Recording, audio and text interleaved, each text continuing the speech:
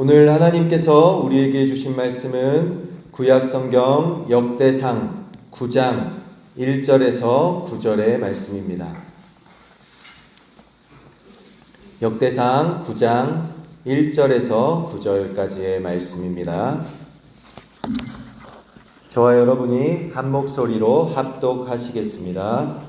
온 이스라엘이 그 계보대로 계수되어 그들은 이스라엘 왕조실록에 기록되니라. 유다가 범죄함으로 말미암아 바벨론으로 사로잡혀 갔더니 그들의 땅 안에 있는 성읍에 처음으로 거주한 이스라엘 사람들은 제사장들과 레위 사람들과 느디님 사람들이라. 유다 자손과 베냐민 자손과 에브라임과 므낫세 자손 중에서 예루살렘에 거주한 자는 유다의 아들 베레스 자손 중에 우대이니 그는 암미후세의 아들이요 오므리의 손자요 이므리의 증손이요 바니의 현손이며 실로 사람 중에서는 맏아들 아사야와 그의 아들들이요 세라 자손 중에서는 여우엘과 그 형제 690명이요 베냐민 자손 중에서는 하스누아의 증손 호다위아의 손자 무술람의 아들 살루요 여로함의 아들 이브느야와 미그리의 손자 우시의 아들 엘라요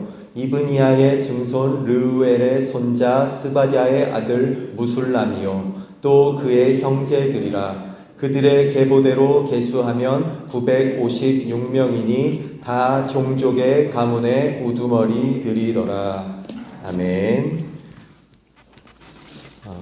새벽에 또 하나님의 말씀으로 하루를 시작하게 하시니 감사합니다. 우리 역대상 1장부터 9장까지는 족보가 등장합니다. 그런데 창세로부터 내려온 그 역대상 1장 1절이 아담, 셋, 에노스로 시작하죠. 창세로부터 내려온 이스라엘의 족보가 8장에서 마무리가 됩니다. 8장 끝절인 40절을 보시면 울람의 아들은 다 용감한 장사요 활을 잘 쏘는 자라 이렇게 나옵니다. 그리고 이제 9장 1절을 보시면 온 이스라엘이 그 계보대로 계수되어 그들은 이스라엘 왕조실록에 기록되니라 하고 지금 8장 40절까지 있어서 온 이스라엘이 그 계보대로 족보대로 다 기록되었다라고 9장 1절에서 소개를 하고 있습니다. 그러면 이제 족보가 끝났으니까 드디어 족보가 끝났으니까 이제 9장에서는 어떤 게 나와야 될까요? 이제 9장에서는 뭔가 왕들의 이야기랄지 어떤 역대상 그런 이야기가 나와야 될 것 같은데 9장에 지금 또 뭐가 나오고 있습니까? 족보가 다시 나오고 있는 겁니다. 8장까지 족보를 힘들게 읽었습니다. 그렇죠? 1장부터 8장까지 왜냐하면 이름의 나열이니까 참 읽을 때 나름대로 쉽지 않았죠. 포기하고도 싶었죠. 그런데 겨우 읽었는데 이제 9장 1절에서 족보가 다 기록됐다라고 8장까지의 족보가 다 기록됐다라고 이제 해주는 겁니다. 아 이제 반전이 있겠구나. 이제 드디어 재밌는 부분이 나오겠구나 했더니 9장 1절에 지금 또 9장에 또 족보를 말하고 있는 겁니다.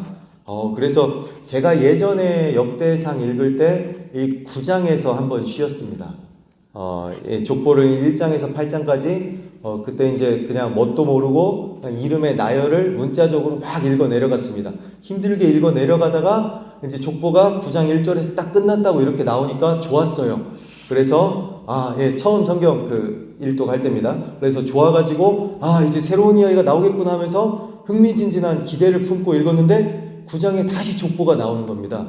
그래서 안 되겠다, 쉬어야 되겠다 해가지고 좀 쉬었다가 다시 읽었던 기억이 있습니다.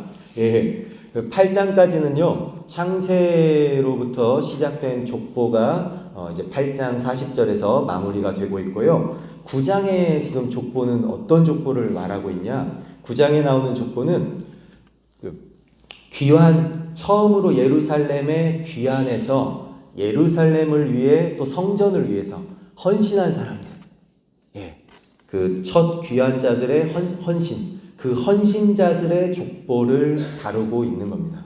그러니까 8장과 9장의 족보는 약간은 다르지요. 이제 그 역대기가요, 역대기가 아담에서 시작해서 이제 9장까지의 족보가 누구로 끝나냐면은 그 예루살렘에 정착한 백성들, 그리고 처음 그렇게 귀환해서 헌신한 헌신자들, 그 명단을 지금 기록한 겁니다. 이 9장에, 그러니까 8장까지 기껏 족보를 다 끝내놓고 9장에 이제 첫 헌신자들을 기록한 이유가 있죠. 왜냐하면 이 귀환에서 처음으로 헌신한 이 사람들 통해서 예루살렘 성전이 재건되었기 때문입니다. 역대기는요, 귀환 공동체를 그 독자로, 그 대상으로 하고 있습니다. 귀환한 사람들이 예루살렘에 처음 오게 됐을 때, 아직도 포로 시대입니다. 하지만 그 왕의 칙령을 통해서 이제 귀환을 시켜준 겁니다. 1차, 2차, 3차 귀환자가 생겨납니다. 그런데 1차 귀환자가 예루살렘에 왔을 때 처음으로 마주하게 된 현실은 무엇이었을까요? 무너진 예루살렘 성벽과 성전이었습니다. 그들이 보게 된 것은 다 무너진 예루살렘 성전이었습니다. 성전은 이스라엘 신앙의 중심입니다. 왜냐하면 하나님께서 성전에 거하셨기 때문입니다. 하나님의 영광이 떠나갔을 때 성전은 무너지고 그들은 멸망하게 됐습니다. 힘든 포로기를 살다가 드디어 귀환을 하게 됐습니다. 아직 나라가 해방된 건 아닙니다. 그저 예루살렘으로 귀환을 시켜준 것 뿐입니다. 그렇지만 귀환한 그곳에서 그들이 마주쳤던 현실은 무너져버린 텅 빈 예루살렘, 그리고 예루살렘 성전이었습니다.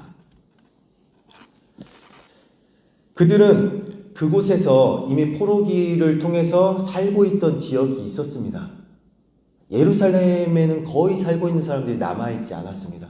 그들이 각자 끌려간 곳에서 터를 이루어서 또 그곳에서 나름대로 적응을 하면서 살고 있었습니다. 적응을 잘 해가지고 어떤 사람은 나름대로 또 가정을 꾸리기도 하고 또 부유함을 누리면서 살기도 했을 것입니다. 인맥을 형성하기도 했을 것이고요. 어떤 사업의 관계를 그곳에서 다 맺기도 했을 것입니다. 그곳에는 또 바벨론 제국의 편리함이 있었습니다. 그렇게 겨우 적응해서 잘 살고 있던 사람들이 다 무너져버린 예루살렘으로 와서 기반 시설도 없고 인맥도 없고 상권도 없는 그런 곳에 와서 다시 적응하면서 또 예루살렘 성벽과 성전을 세우면서 살기란 쉬운 일이 아닙니다. 이 첫 귀환자들은 어떤 사람들입니까? 그럼에도 불구하고 자신의 이익이 되고 편안한 그 터전을 떠나서 하나님 나라를 위해 무너진 성전을 세우기로 그렇게 결단하고 이주를 해온 사람들입니다. 즉 그들은 어떤 사람들입니까? 더 나은 자신의 삶을 위한 사람들이 아니라 더 나은 하나님의 뜻을 이루기 위해서 온 사람들입니다. 오랜 세월 동안 안정적으로 생활하다가 폐허가 된 예루살렘으로 돌아오는 것은 쉽지 않은 일입니다. 하지만 그들은 하나님께서 그 감동하심을 주실 때 그 감동하심에 반응해서 선뜻 나선 사람들입니다. 이 첫 헌신자, 이 사람들의 이름을 하나님께서는 성경에 기록하고 계신 겁니다. 그래서 이러한 의미를 알고 보니까 이 9장의 족보가 결코 지루함이나 문자적으로 다가오지 않더라고요. 이 첫 헌신자들을 하나님께서는 잊지 않으시는구나. 자신의 더 나은 삶이 아니라 하나님의 더 나은 뜻을 위해서 온 사람들을 하나님은 한 사람 한 사람 그들의 이름을 기록하시며 불러주고 계시는구나. 이것을 느끼게 되니 이 9장의 족보가 지루함이 아닌 은혜로 다가왔습니다. 그리고 읽는데 굉장한 재미가 있었습니다. 역대상 1장에서 9장까지 이렇게 족보가 나옵니다. 족보가 주는 메시지가 있습니다. 그것은 첫 번째는 역사의 주체가 누구인가입니다. 이 족보를 쭉 보시면요, 하나님이 주어로 되어 있는 사실을 알 수 있으실 겁니다. 그 사람들 족보와 역사를 요약한다고 했는데 그 이름, 명단 하나하나에서 시대를 읽고 역사를 우리가 읽을 수 있게 됩니다. 하지만 단순한 이것은 역사의 요약만이 아니고요. 이 족보는 역사의 주체가 누구인지를 보여주고 있는 겁니다. 왜냐하면 이 모든 역사를 아담셋 에노스로 역대상 1장 1절에 시작된 그리고 마무리된 그 역사가 어떻습니까? 이 모든 역사를 이끌어 오신 분이 누구인가라는 질문에 우리를 이르게 하기 때문입니다. 이 족보가요. 이 족보를 누가 시작한 겁니까? 역대상 1장 1절에 아담으로부터 시작되는, 창세로부터 시작되는 그 족보를 누가 시작한 겁니까? 바로 하나님이 시작한 족보입니다. 이 족보의 주체, 이 역사의 주체가 하나님이라는 사실을 이 긴 족보는 보여주고 있는 겁니다. 또 이 족보 안에는 수많은 믿음의 사람들의 이름이 많이 등장합니다. 다윗, 노아, 아브라함, 이런 믿음의 인물들이 이 족보에 등장합니다. 하지만 우리가 더 특별히 기억해야 할 이름은 바로 하나님의 이름입니다. 수많은 믿음의 사람들과 함께 써내려간 역사, 그 역사를 써내려가신 하나님의 이름. 하나님의 이름 때문에 절망 중에도 희망의 씨를 뿌릴 수 있었던 믿음의 사람들을 이 족보는 소개하고 있습니다. 고난 중에도 그들은 하나님의 이름을 의지하며 기뻐할 수 있었습니다. 힘겨운 현실 속에서도 예루살렘 귀환 공동체가 재건의 꿈을 잃지 않을 수 있었던 것은 하나님의 이름 때문입니다. 그들은 자신의 현실과 자신의 더 나은 삶을 추구한 것이 아닙니다. 그들은 하나님을 바라봤고 하나님의 이름을 기억하면서 헌신했습니다. 첫 헌신자들입니다. 그리고 하나님은 하나님의 이름을 부르는 그들의 이름을 하나님께서 일일이 불러주시며 성경에 기록해 주십니다. 포로귀환 공동체에 어떤 희망이 있었을까요? 무너진 예루살렘 성벽과 성전을 보면서 그런 차가운 현실 속에서 그들이 소망을 가질 수 있었던 것은 역사를 하나님께서 시작하셨고 또 그 역사의 주체가 하나님이시기 때문에 이 역사가 끊어지지 않고 이어져 내려옴을 이스라엘 족보를 통해서 볼 수 있었습니다. 왜냐하면 역대상 1장 1절에서 8장 40절까지의 족보를 보시면요, 그 안에 여러 그 지파들이 끊어지지 않고 이어져 내려오거든요. 즉 중단 없는 이스라엘의 역사를 하나님께서 언약대로 이루어 가심을 알 수 있게 되는 것입니다. 그래서 우리의 현실도요, 어떤 지금 눈앞에 희망이 보이지 않더라도 또 우리 교회의 모습들을 볼 때, 또 우리들의 마음을 볼 때 많은 것들이 무너져 있더라도 우리는 하나님을 바라볼 수 있어야 합니다.